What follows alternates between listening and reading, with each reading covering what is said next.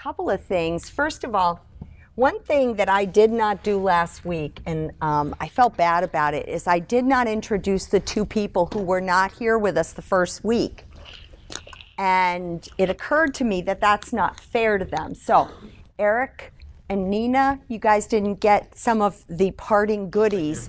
So we want to make sure you have everything. Thank you. But what I thought we might do is go around the room and make sure everybody has at least heard everyone's name. I'm not expecting that you know everybody yet, but I am expecting that you begin to develop the sense of who's in the room with you.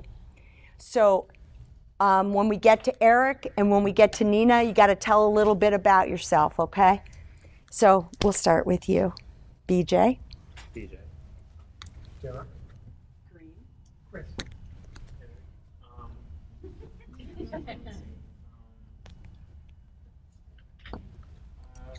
I'm an account manager over at Chematics in Bloomfield. I sell some cool stuff. Cool. I graduated from Goodwin this spring. That's it, really. I don't have much of a. That's all right. That's a really good start. But we're glad to have you in class, and I appreciate the fact that you were willing to share that. And what's the superpower? Yeah. Oh, thank you, Roberta. What's your superpower, Eric?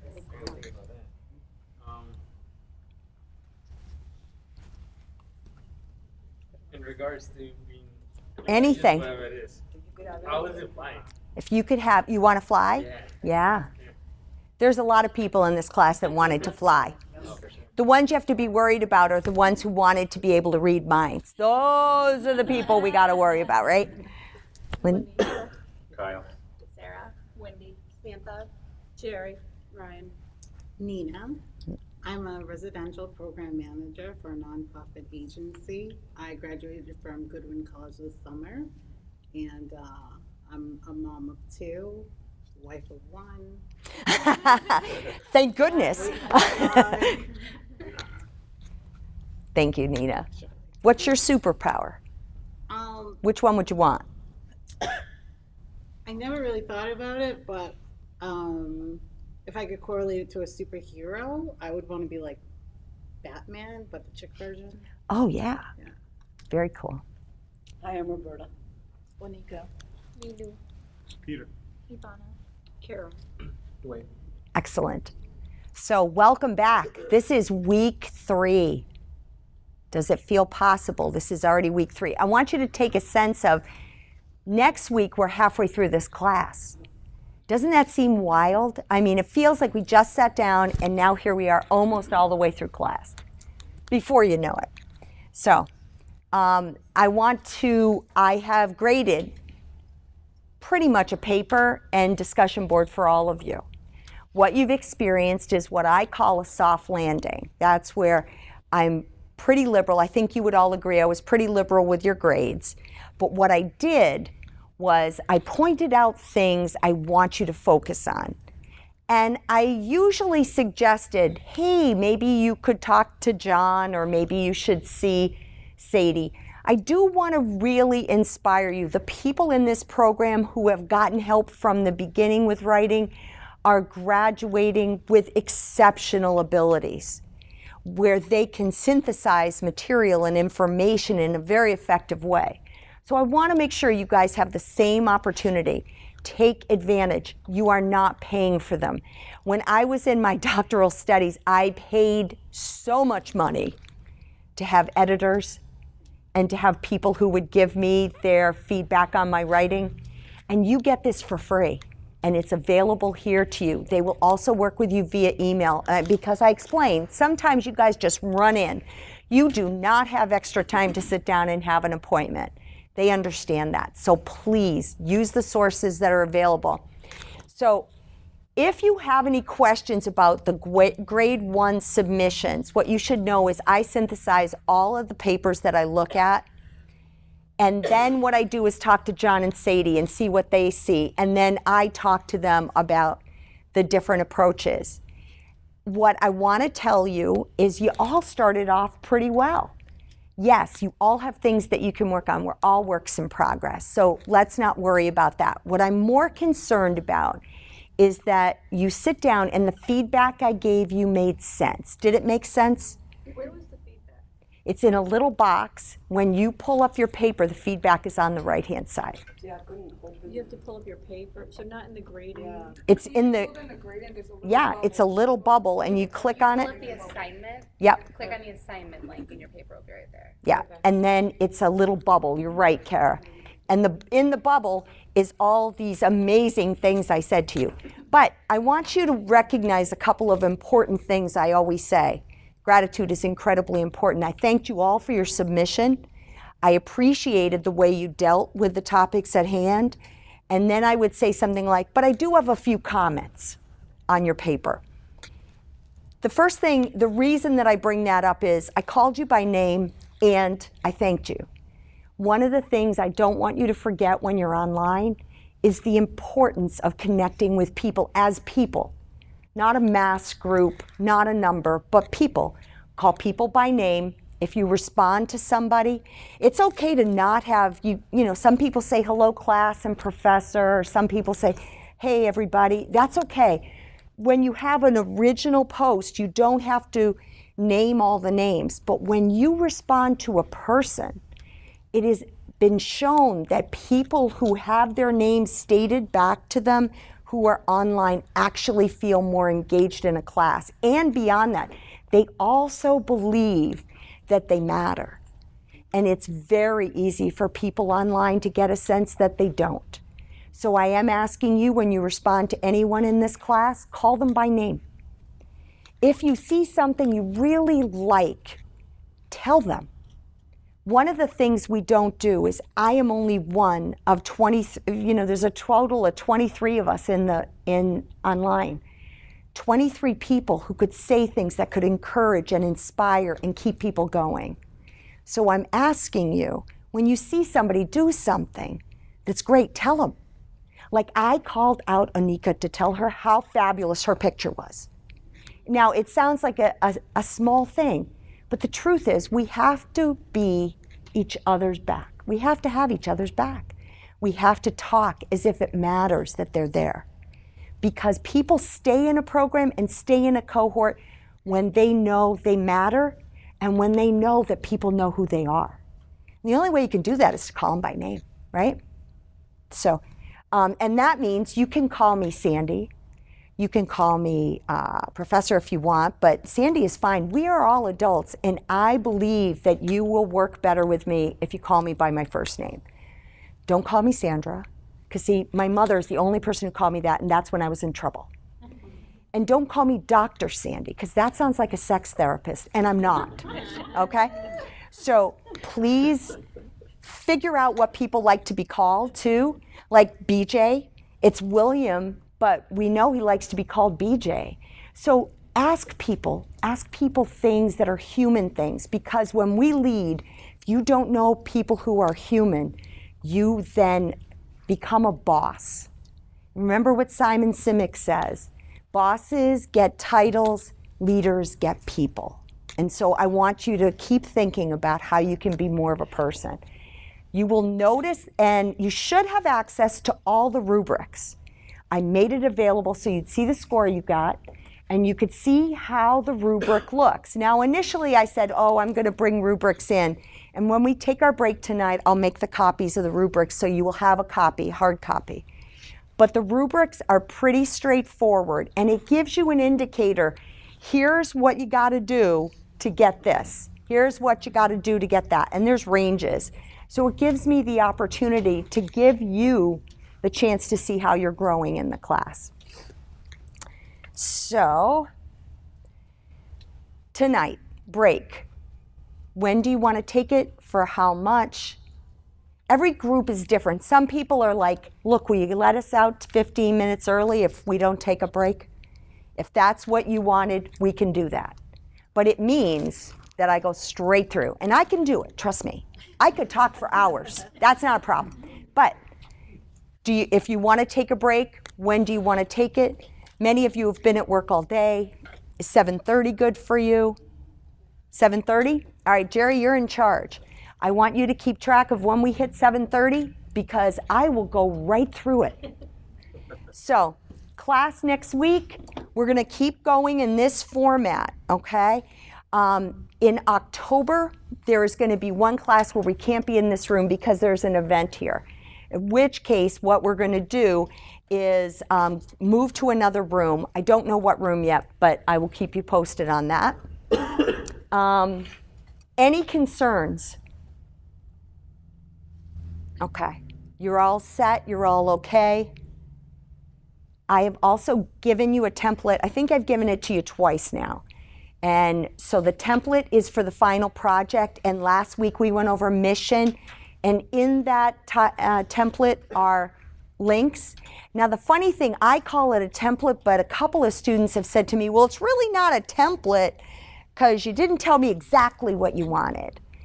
I believe that if I tell you exactly precisely what I want, it means I have this one image and I don't.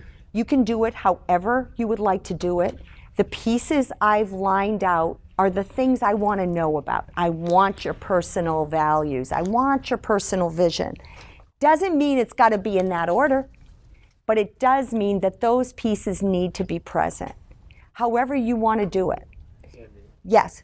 when you say we can present it how we want, so I haven't looked at the syllabus that far ahead, but is this a presentation we're giving to the class? That's the At the question. very last class, you are going to give a presentation. You're going to submit this, the week, you can play with it. Actually, we have a Thursday class and grades end, or the class term ends on the following Wednesday. So you would present, and then you would have a couple extra days to submit it if you wish to make any final adjustments to it. Because my follow-up question to that is looking at, I'm just transactional, so I see check mark, who am I, very personal statement. I view those almost as PowerPoint slides with things to add to. So are you looking for a paper that's written in an APA? Or are you looking Excellent. for- No, excellent question, BJ. It isn't an APA paper, except if you use a source. Yeah, I meant in Because if it really is you, it's you, so there shouldn't be any sources. But if you use a source, I demand APA because I want to hold you to that highest standard of being able to report all that you're doing. So you're right. It flows like slides. It could be a variety of things, but you have to answer the questions. Now, some of the pieces have to be in writing. Personal mission statement isn't going to be an ad, or it can't be a picture. It has to be words that describe who you are. You can present this precisely as you want. You will stand up at the last class and do a 5-minute summary of who you are and what you found, because most people have never sat back and said, what exactly are my personal values? But a leader who doesn't know their values will lead people astray. If you can't stand for something, you'll fall for anything. So I want you to be able to know who you are, because that's the first step. I also want you to have a vision of where you're going from here. One of the things we're going to start doing is I'll meet with you starting in a couple weeks, one at a time. And the purpose is to start career coaching with you. Eventually, there'll be other career coaches, but for right now, you're just stuck with me. So we'll just have to muddle through as best we can.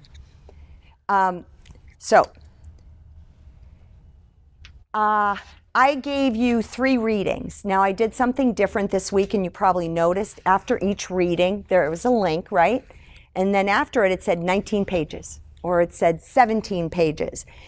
The reason I put the number of pages there is so you can figure out how to break up all your class into digestible components. Now, 2 of the articles were okay. But the Lost article, for me, I thought that was brilliant. Did anybody read that one yet? You guys haven't seen it yet. Lost, remember Lost, the TV show? Oh, yeah. It literally does leadership theory through Lost. It's really an interesting idea, and it brings, if you know that TV show at all, you can get these people in your head, you can remember what they look like, and then when you hear them described, you go, oh, that is precisely how that character acted. So it's a pretty good thing. What I was wondering is if you want me to present highlights of your readings on Thursday night, so you kind of know what it's about. I won't go into great depth, partly because you're supposed to read it. But I will cover some highlights, so you have a couple of things you know to look for. So if you like that idea, I will do that on Thursday nights because your week begins tonight. I want to remind you, I open your class on Sunday. You are not responsible until Thursday. If you were an online student, I open your class on Sunday and the week begins on Monday and goes to Sunday. So that's the difference. We're slightly different in terms of weeks, whether it's online or hybrid. Is there any questions so far? Yes, Jerry. Okay. So the last article is this week's reading. Yes. Yeah, I'm already thinking about the readings for 4, so I keep thinking, oh, it's last week. I have to keep reminding myself which week. Sure. For this week, which was, it was literally like they were doing the study and it was a lot. Right. For my brain. Now, I want to remind you that I don't give you anything I ever expect you to memorize. We have no tests, right? So there isn't a research paper or study or anything that you have in your hands that you can't refer back to. My suggestion, read the abstract, read the initial paragraphs, read a little bit of the discussion and the conclusion, and that's it. You don't have to read all the research. If you're a research person, if you like that, fine.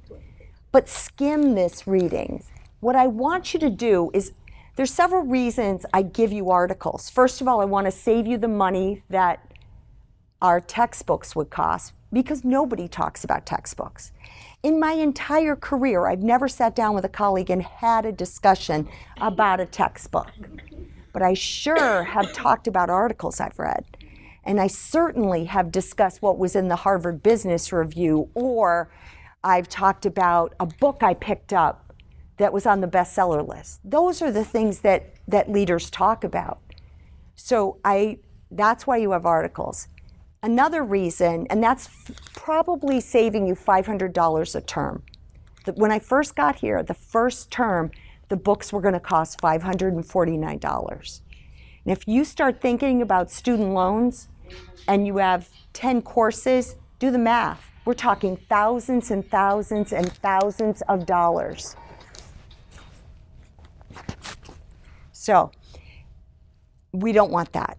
The other thing is, I want you to start to realize not everything that's written is worth reading. I expect you to come to me and say, this stunk. I put up bad articles. I do that on purpose because you must be, people begin graduate studies and think anything that's written is wonderful. No, a lot of it is, crap. So I want you to become discerning. That's how we do it. We become discerning by seeing the good, the bad, the ugly. And I also put up some that are translated from other languages, so you see some of the problems that we have in graduate study if people are from other countries. It's really an interesting way to look at things. So I'm going to just go through a couple of slides on your readings. This in no way covers everything, in no way. But it will set you up. So Lost, it's a survival guide to leadership theory.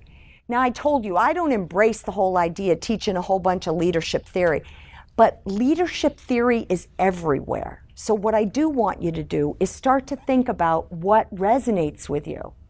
Servant leadership resonates with me, but there's a lot of different theories that I kind of subscribe to.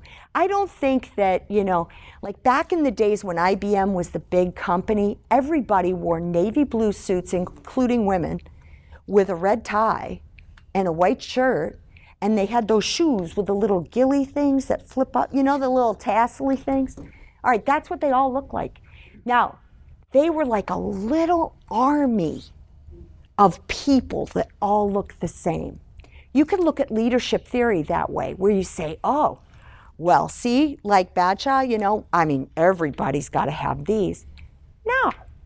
There's a whole continuum of what leadership is. So I don't want you to get bogged down in you've got to be this, because what's inspiring to one person could absolutely stink for another. You know, and so in Lost, you're going to look at leadership style, but you look at it's got an excellent analysis of path goal, which I believe you're writing an essay on this week. So it would be a good place to go. Traits is a big thing. And characters in shows like Lost have specific traits for a specific reason. Those traits enable them to act out in certain ways, right? So that's a good thing to look at. And then team. I love teams and I hate teams. How many of you have had a group project that went really awry in your undergrad years? Okay, and did you find that there was at least one type A personality that took over everything and had like probably a clipboard? I always imagine type A's with a clipboard, checking everything off. And then there's always that person that's like, fa-da-da, I can do it tomorrow. I'll do it next week. I'll finish it, I promise. And then you're sitting there the day before the project's due and nothing's done. So we know that team, we like the idea in principle, right? But in reality, we are not confident we can trust anybody but ourselves. Is that a fair statement? Yes. Okay, so that is an important part of going through Lost. Again, the more you know that story and those characters, the more this will resonate with you. The role of stewardship in leadership. Stewardship is not like servant leadership, but it's a different view of leadership in general. So it's using relationship, and relationship is critical. If you look at any of the theories that we've talked about even a little bit, every one of them depends on relationships. You can't be a leader unless you have a relationship, whether it's good or bad. In the service, they now have the phrase, if you're in the military, and I mean any arm of the military, you lead up. You're responsible for your leader. It's not just the leader telling you, it's you making sure that you're comfortable with what your leader is suggesting.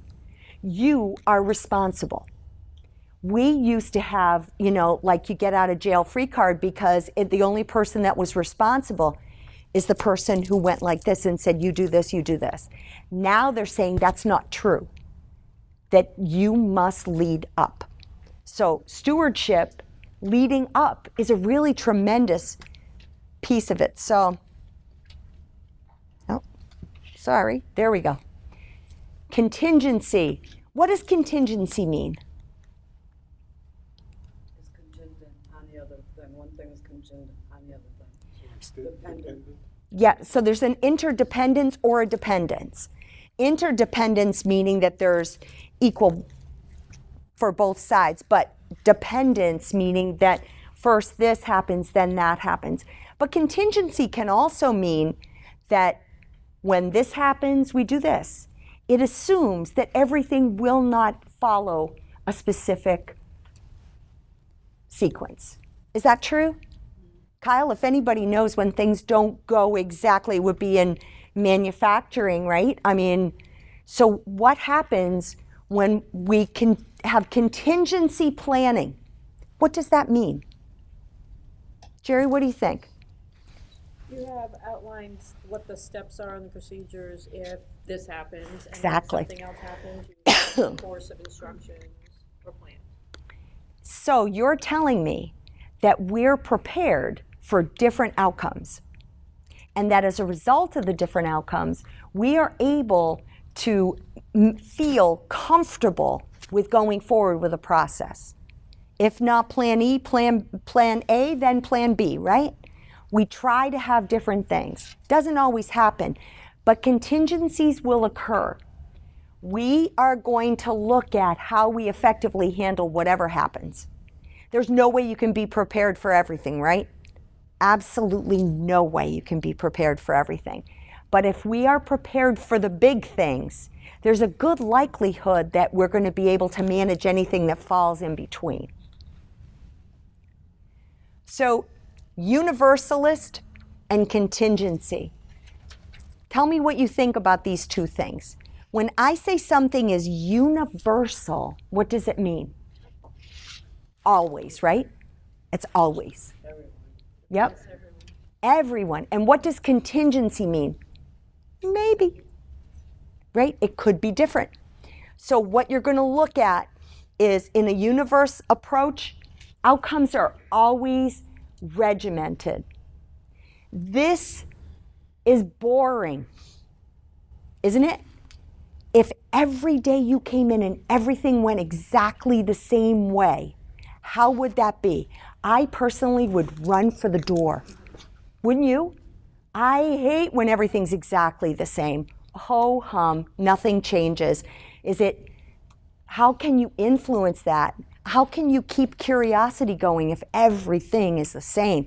So contingency involves creativity. There's a great article in the Harvard Business Review. Good, really good leaders read the Harvard Business Review, and you can get it on our campus here. So you might want to look at it. It's about curiosity. It's a really great article. Oh, by the way, you know, you also can get your own subscription to the New York Times through the library. Did you know that? You are entitled to that. So I want you, if you cannot figure out how to get to it, reach out to Susan Jane Bigelow. You met her the first night. She's our liaison to the library, and she will help you to make sure. But the New York Times is one of those newspapers that typically you hear about. They carry some great studies. They talk about business. They talk about leadership. So reach out. Now, this is leader behavior and leader styles. Notice the relationship. If we've got low relationship and low task, this is where I tell you what to do. The more I tell you what to do, the stronger the likelihood that you're not going to feel any commitment to anything. How do you get buy-in from people working with you? Nina, what would you think? That they wouldn't get buy-in. How would you get buy-in from people? If I want to get buy-in, I'm a leader, and I want to get buy-in from all of you, how would I do it? Encourage us, build trust.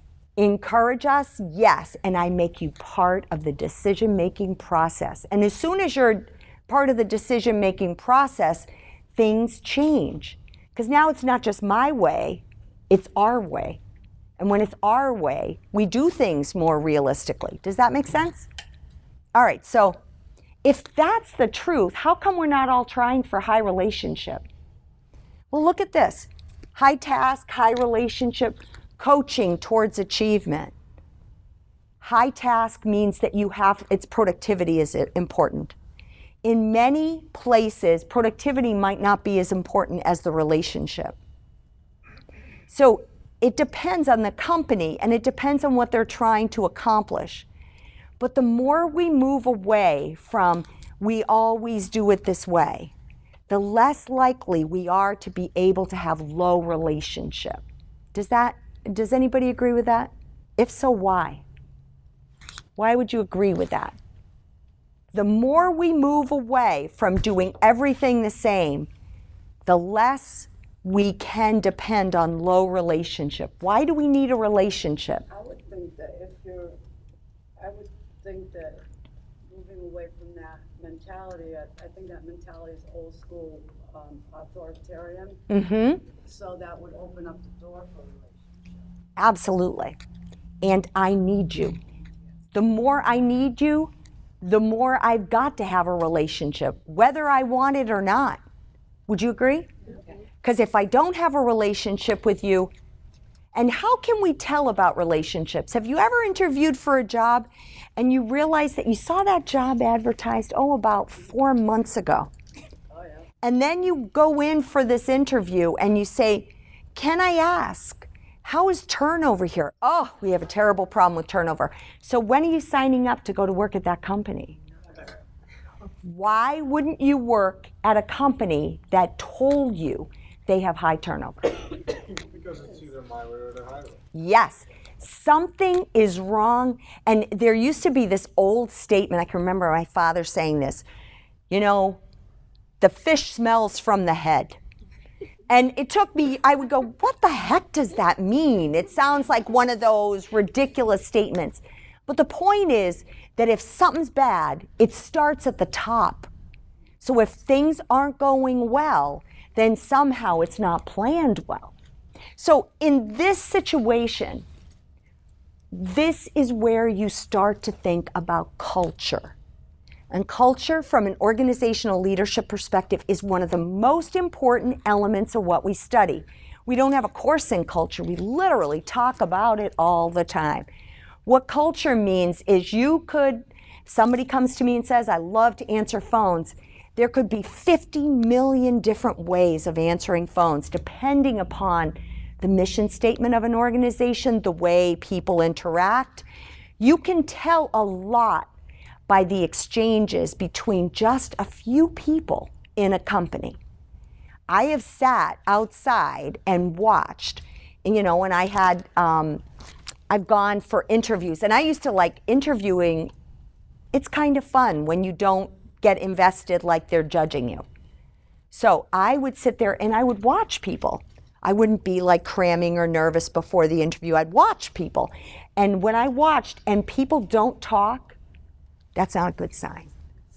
When people don't talk, either their voice is subdued personally or the company subdues their voice. The other thing is people that don't speak use their eyes. And there can be a lot of glaring looks that are exchanged. It's surprising. And somehow those do relate to turnover. So when we're looking at companies, we want to look for a culture that embraces the skills that we're bringing to it, that we see that what we bring fits. And it is about fit. So here's the situational model of leadership. Situational, what does it infer? Depends. Some people cannot stand that. How many people feel they have got to have structure? Yep. Now, there's nothing wrong with that. Structure is incredibly important. But for some people, structure can become, it's kind of like a burden. It's a millstone around your neck. So, situational leadership, when you look, I want you to look at the amount of readiness in followers. And that's a critical element that they discuss. So if we have readiness, it means that I can and will complete my duties. I don't need to be schooled. I'm prepared. I'm ready. I understand. There are some people, and that's part of have you ever wondered why people get a 90-day probation when they first get hired? Why does that happen? Wendy, why do people have 90 days? We do it to see if they would fit within the culture we're trying to. Yes. We want to see if they fit, and we want to see if they can produce, because when you hire a new employee, it is a loss to you. A loss for probably at least 90 days because they're trying to figure out where the bathroom is, let alone, how to do their duties. So readiness is a critical element of how we interact.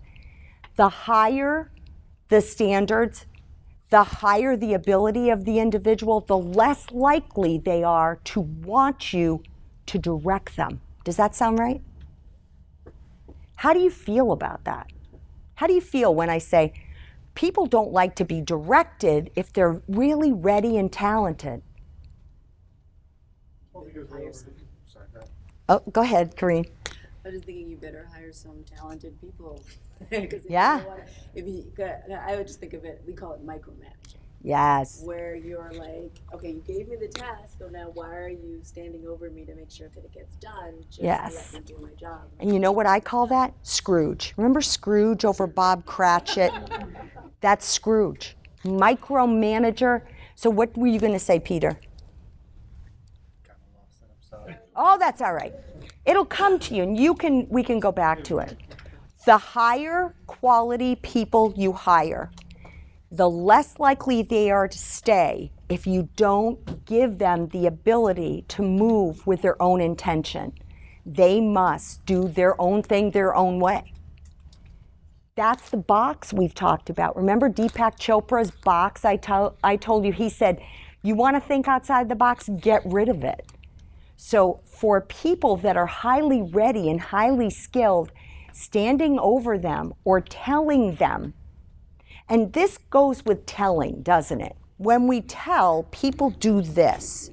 When we share, there's a real change in our emotions depending upon how we feel in terms of, are we colleagues or are you my report? Would you agree with that? What's the right word to call people who do report to you? What do you think is the best word to call people? Employees? Underlings? I heard that. I honestly heard that. All right, who else? What else? Give me some words. I would say colleagues. Colleagues, yeah. I just use colleague, coworker, or team member. Colleague, coworker, team member. Now, those words show nothing about who reports to who, do they? Colleague doesn't say it, but employee or reports, it sounds to me so impersonal, but I also feel that same way. I don't know if you've heard, but human capital is the new phrase for people in companies. Human capital. Isn't that a kind of freaky, weird way? It sounds like cattle. It does. It sounds like, they're going to brand you or something. So, all right. I just want, and I keep pushing this because relationship is the critical element. Critical. Task orientation is important. You must complete goals, right? We have to have productivity. We call it different things in different places. Like, Ivana, you have people that come into the business office, right? Mm-hmm. You probably count off the number of people that you interact with, but do you call them tasks? No, they're people, right? So the number of people you contact, how else could we describe this? There are people who have to, foot traffic. How's that make you feel? Do you ever go over, you walk in and you hear click, click, click? And they keep track of everybody. There's an incredible book by Paco Underhill. Paco Underhill used to study Dillard's, Nordstrom's, all the real big retailers. And his response, he calls it Why We Buy the Science of Shopping. And it is a fabulous study. Like, you have to have a landing area. That's why they create those places where they have the carts.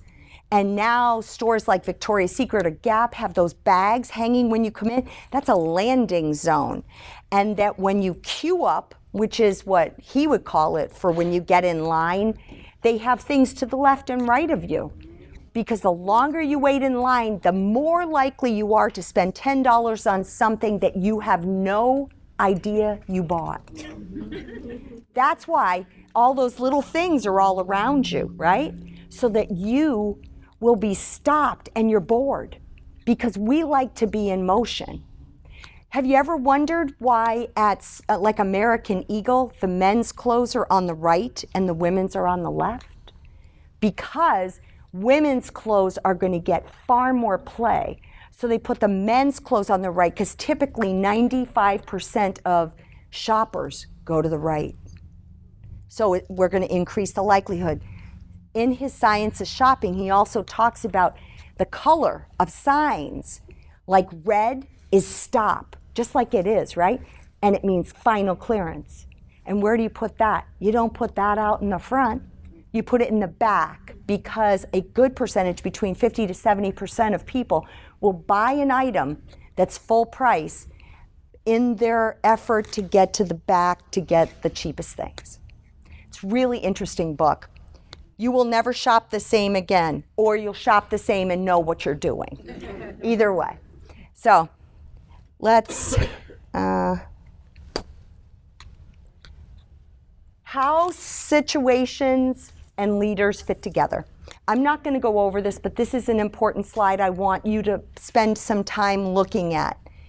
If we're looking for performance and we're looking for relationships, there are certain kinds of groupings that will work.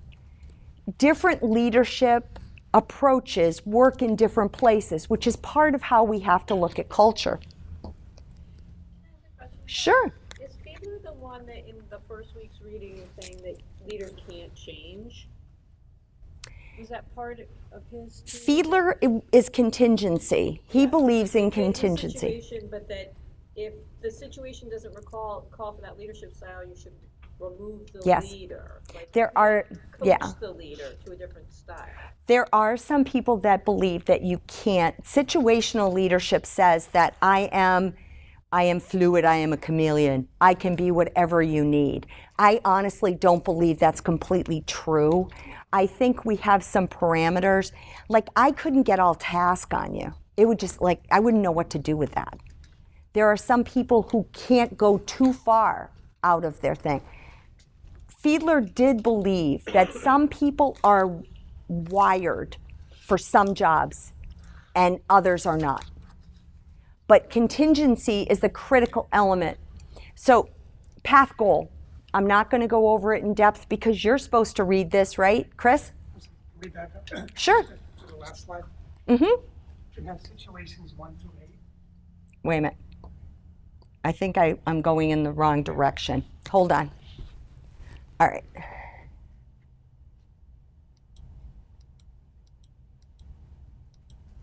Okay, from the bottom. Mm-hmm. Situations 1 through Roman numeral 8. Yep. What are they? All right, it's what they're trying to do is give you evidence about the elements within. So there's two situations, it's either strong or weak. You know, it's two options. Here we have a couple of options, but we're moving along the continuum. So they're saying that essentially there's 8 different approaches according to Fiedler. And it is evidenced by if it's very favorable and if it's intermediate, sort of in the middle, or if it's very unfavorable. And so these are the situations that Fiedler had suggested. And if we went back into Fiedler's things, you could see the 8 that he estimates. I'm not understanding it. All right, I mean, put the situations aside Right. and just look at, if we look at 3 factors that Fiedler really felt were controlling. Leader-member relations. So this is relationship-driven, task structure, and then leader position power. If it's very favorable in this particular environment, you could have leader-member relations being favorable, and it doesn't mean that because something is structured, you couldn't have a good relationship.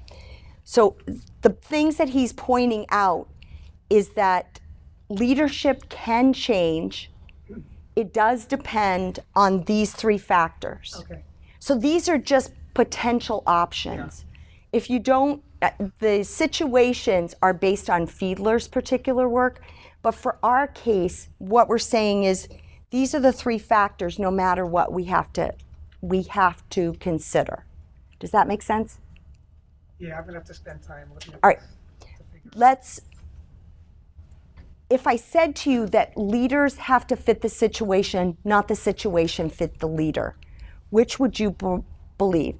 Does the leader fit the situation, or does the situation fit the leader? Which do you feel? I think the leader has to fit the situation. Okay. So if the leader has to fit the situation is pre-existing then. Would you agree? Mm-hmm. All right, so if it's pre-existing, you're refining, you're looking at it. And based on looking at that, you're determining the kind of leader that most likely would be successful in that set of circumstances. Okay. Does that make sense? Yeah. All right, so if we go to the other side, and we say, no, the leader comes first and the situation has to change, it would be highly ineffective for a leader to come in and think, I'm going to change all of you folks because this works for me. What would happen to productivity in that team? Probably drop, right? Because the leader's trying to change you despite the fact that you've been doing this project a certain way for a certain length of time. But most leaders have a range where we feel we can comfortably deal with people. We can deal with the member relations or the employees or the colleagues. We can deal with that. We can deal with the task at hand, and we can deal with the position power. Not every leader has position power. Would you agree? I think of, I know for many of you this is going to be like really old, so I apologize. But MASH was a TV show. It was a TV show for you young people. And MASH had this character. He had no position power, but he had all the power. It was Radar. Radar was the clerk in the company. He had no position power, but everybody came to him for everything because he knew the rules, he knew how things worked. I used to say he knew where bodies were buried, like he knew how to get somebody to do something for him. That's not position power, that's personal power. And those are the people, if you've ever sold anything and you called on people, chances are, Jerry, that you've walked in and the person you need on your side is not the vice president, it's his secretary. Mm-hmm. That secretary calls the shots, not according to the organizational structure, but according to the way the organization or the culture works. Does that make sense?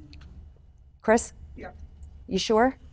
Because I got another way to explain it if you want. I understand the theory. Okay. You just have to spend some time with it. This particular chart is not one of my favorites because this leaves me totally out there. That part. This is, again, like I said, I'm going to give you some articles and you're going to go, oh, that was a real loser. You're going to look at some charts and go, really? What I want you to see is that performance is driven by two things, task and relationship. Relationship leaders look at outcomes very differently. Corinne? I was thinking of an example. I had a patient this week who came in, and he is a professor at another college, and he was saying about how this new dean came in and basically came in and just totally uprooted the way we did things in the past. And it's kind of like, if you look at this chart, is exactly what we're talking about, because the dean that they had before was very relationship oriented, very relaxed, very easy, but the college was about to close, okay? But then this guy comes in and he's all about corporate, and he's all about, what can we do to improve? Yeah. And very, let's get things done. And now that college is like, enrollment jumped like 300% and did all this stuff. And everybody's on board with them because they see the numbers and they see the money, but there's no relationship factor. So this gentleman's relaying to me is that, now it all sounds good, but let's see what happens in a year. And I think that's where we're going with this. Exactly. You have to have a balance, I guess, is right. what I'm saying, is that if you have relationship and you're not getting things done, yeah, everybody loves you, but you know what I mean? Yeah. Whereas if you are... Right. Yeah. And that task dominant individual could never become relationship. And the relationship dean from before couldn't become task. Right. But there is this room in the middle. Those are extremes. Right. And the thing is, when something goes really bad, like a school that's going to close, we call in the cavalry and we bring in the person that's most different from what we've all done. And that's the person. However, it can go a different way. It can be when you're going to break apart a company. And it's contingent. Exactly. Everything is contingent. So let's look at leader behavior. We have two kinds of leader behavior: supportive, I'm here for you, and directive, do this. Now, there are modifications, and again, a continuum. These are just the extremes that we described, so you've got some idea of what could be options. So, supportive leadership, I don't want to come to work with someone who doesn't care that my daughter's getting married Saturday. I don't want to come and work for someone like that. Why? Because my children are an incredibly important part of my life. So if I come in and I can't talk about that, or you don't care, or worse yet, you don't want to know what their names are, I don't want to work with you or for you, because I won't do my best work. And I'm really committed to doing my best work, aren't you? I think we all are in our own way. Now, for some people, they don't want anybody to know about them. But I find that kind of like, if I don't know what matters to you, how can I relate to you? And I've always used that with students, but I use that with faculty when I hire them too. If I don't know who you are, I don't know that I can encourage you. If I don't know what makes you tick, how can I possibly empower you to be better, to reach your potential, right? So leadership is open, friendly, approachable. Tell. When you see this word, tell, that is a critical word in leadership. What does tell mean? Something that a person is showing without saying anything about it. All right, so it kind of like in poker. Yep, you're a player and I just tell you. Dwayne said too, instructed. So Peter and Dwayne both brought up good points. We're talking about people who, this is where I tell you, do what I say, not what I do. I want you to be responsible for whatever you're supposed to do, but I'm not going to be involved or engaged by you. I'm not responsible for your inspiration. I am not responsible for anything. There's a book written in 1999. It's an oldie, but a goodie. It's called Beyond Certainty by Charles Handy. And what he talks about is what he calls portfolio people. Portfolio people are people who do not work for a full-time employer. This is how long ago and how brilliant this man was. He wrote about if we could just figure out health insurance, people could reinvest in their own careers and not give them over to someone else. I thought it was absolutely brilliant when I read it. So now this, the directive leadership, is why Handy said you needed to go to work for yourself. You would assign yourself to be a project person or a portfolio person working for Chris, doing one project. When I finish working on the project for Chris, I go to Ivana and I start working on a project for her. But the only one who owns my career, who owns my abilities, is me. What do you think? Truly interesting. We still haven't figured out the health insurance thing, but you know what I mean. So is that kind of like the concept of younger generation not staying at a job for an extended period of time? They go from Yes.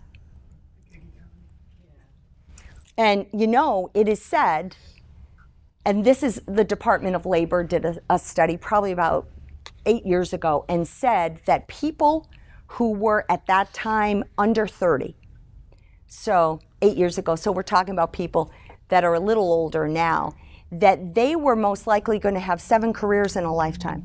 I'm not talking about jobs, I'm talking about careers. And it is estimated that most of us are going to have to change our skill base because technology is advancing at such a critical pace that if we don't know technology, if we're not comfortable with it, we're going to hit a bump in the road. So that's something to really think about. The Department of Labor, if you ever want, go on the site, the DOL site, and look at their reports. They have critical reports. For women, there is an organization called Catalyst, catalyst.org. And Catalyst is all about increasing the opportunities and the abilities for women in business. It is an amazing site.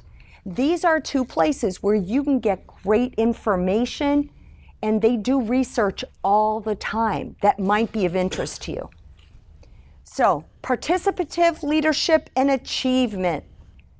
Are you an achiever or do you participate? What's the difference? Well, you got the explanations up here. Who wants to lead us? Who is it? I'm sorry, I'm blocking you, Dwayne. I don't mean to. So, like examples of our type. it could be examples of our type. Participative. Are you asking like which one am I? No, well, yeah. Which one are you, BJ? I'm participative. All right. I can't say that. I know. Participative. At night, nobody can say that word. It's kind of like aluminum, right? So, you consult with others. This is an interesting thing. They have done studies about couples who've been married for years. And what they've discovered is frequently decision making is delineated very clearly, but maybe never spoken. Like if it's a decision about buying cars, one person in the couple makes it. And if it's a decision about Christmas presents, another person makes that decision. That there is this delineation of responsibilities, but it's never talked about. Decision making. So are you in a participative environment where you and your partner make all your decisions together? Or, my sister has this rule that up to $100, she and her husband can make a decision about anything they want. But at $100, you better have phoned it in. Otherwise, there's trouble. There's trouble in paradise. I thought that was so funny. But when we ask for input, nothing is more offensive than asking for input and then ignoring it, right? So is that more offensive than not asking for it at all? Okay, so it's kind of not honest, right? If it's directive and I say to you, this is what you're going to do, and I don't give you a choice, at least you knew the truth. But if I say, oh, I really want to know how you feel about this, what do you want to do? And then I find out and then I go, that's too bad, we're not doing that. So in participative leadership, there's a promise that's put out there. I want to know what you want. I want you to be involved. Achievement, all that matters is the end. This is like a GPA thing, you know how people get really hunkered down into that GPA. They got to have a GPA of 4.0 or else it's just not worth it, right? Now, good question, right? Mm-hmm. Just a little twist to this. Now, what if, let's say you're in a situation where you're picking up a new position, manager of some company that's totally disrupted and whatnot, and you kind of go into the participative leadership, Mm-hmm. but then you transition into achievement-oriented. Meaning, once you gain the trust and you know that people are there for you and they can trust you back, you can now step back and just give them a task, knowing that they can always count on you for support. It's very possible. There's no absolute, but Right. how will people react if you change the goals? I'm with you, and we're participating, and all of a sudden you say, okay, now we're going to switch. Achievement sets very clear goals. Sales is achievement oriented. You got quotas. You've got this Christmas contest or this contest for a trip. I mean, there's always something. It's very goal oriented. But in other organizations, it loses something in translation to go from participative. In other words, achievement has to have something in it for me. And consumers ask these two questions all the time. What's in it for me, and what have you done for me lately? Those are the two questions all consumers ask. So if consumers ask those questions, people do too. So if you make it achievement, you better be ready to deliver with something that they get for their achievement. So that might make a difference. If you're changing the standard, Peter, and you're saying that, okay, you're participating with me. Now I'm going to increase how valuable you are to the company. If you reach these goals, you're going to make this money, or you're going to get these days off, or whatever the goal is. But to have achievement oriented, the one thing, nobody wants to help a CEO get a bigger bonus. I don't care. Do you? No. But they what? Why do they always get the bigger? I know. Sometimes they even get it when they've done a really lousy job and they're leaving. That's amazing. Do you know the president and actually the CEO of Costco makes $350,000 a year? That's it? Yep. Unless he's gotten a raise that I haven't heard of. His deal was, he said, you know what? $350,000 is a lot of money. So here's what I want you to do. Take the money you were going to give me a raise, give it to the employees, or decrease what they have to pay for insurance. They have a very low turnover because it isn't all about that person at the top. Think of Goldman Sachs. I mean, do people need to make $7 million while they're ruining lives? I mean, there's a lot to be said about achievement orientation that makes us feel kind of funky. You can be very important and you don't need to make a ton of money. Well, a ton of money. I still think $350,000 is pretty good. I could live with it. Could you? Yeah. So, situational contingencies. I'm just going to run through this quick. Personal characteristics, work environment. It's incredibly important to know what's expected of you. How many of you have a job description? You notice how there's some hands that don't have a job description? What does that mean? Whatever they throw at me, I have to do.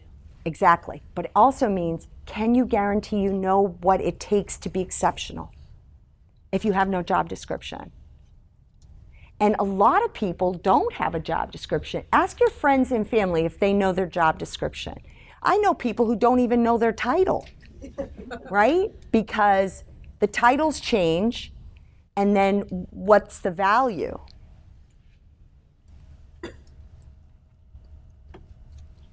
All right, so here's some questions that you could ask. The purpose of asking these questions is to better understand your organization. It's to understand what's the level of the leader's expertise in relationship to a problem. This is the way I always think of this. Do you remember Michael Jordan? Michael Jordan knew a lot about what? Basketball. Do you think he knew a lot about batteries? So you're telling me that he was a leader in sales of batteries, and yet he probably didn't know much about them. Do you think he knew a lot about making sneakers? Probably not. Even though you could blow up the front of his sneaker, remember that used to be pretty cool. So, likelihood of commitment. We like to think our leaders know everything. They probably don't. There are two schools of thought. One that every leader should know everything that goes on in the organization, and the other that says they just have to know how to lead the people who do know how to do everything. Which do you subscribe to? How much does a leader have to know?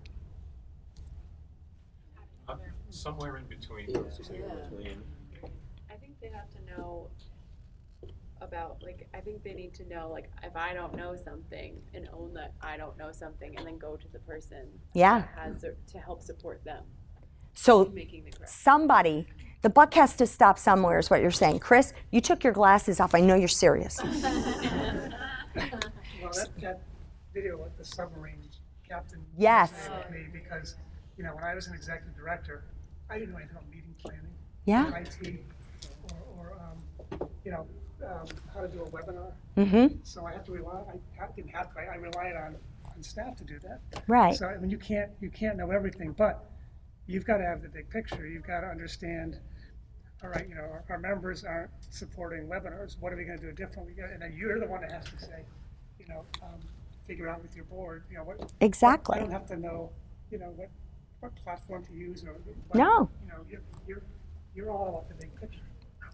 So Oh, go ahead, Jerry. One thing, I think you don't have to know everyone's responsibilities or how to do their job or task, but you should know them as a person. You should have, Mm-hmm. you should know their motivators. You should be able to connect with them, and then you can troubleshoot what's going on in your department if you can see or identify things Right. that they're working on or that they need to improve on.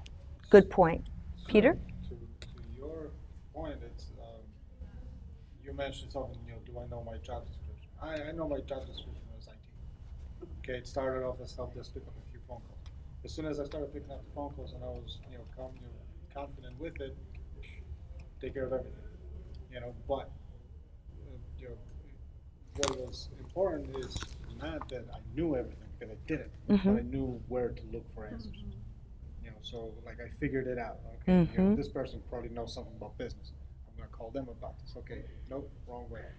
But it's like before, I didn't have to know everything, but there are people that do, and your job is to kind of be able to delegate that as well. Roberta?